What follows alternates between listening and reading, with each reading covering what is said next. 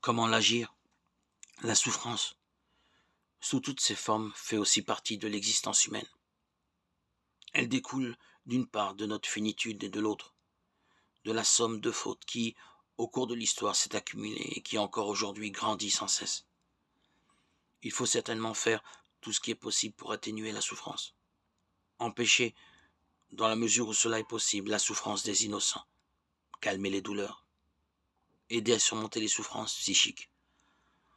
Autant de devoirs aussi bien de la justice que de l'amour qui rentrent dans les exigences fondamentales de l'existence chrétienne et de toute vie vraiment humaine.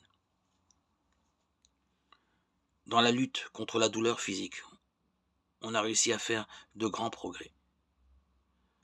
Mais la souffrance des innocents et aussi les souffrances psychiques ont plutôt augmenté au cours des dernières décennies.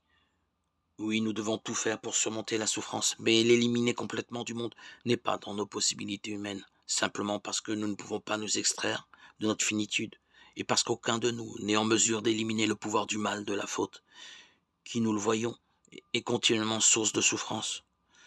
Dieu seul pourrait le réaliser, seul un Dieu qui entre personnellement dans l'histoire en se faisant homme et qui y souffre.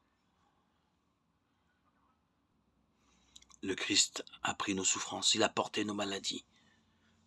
Matthieu 8, 17.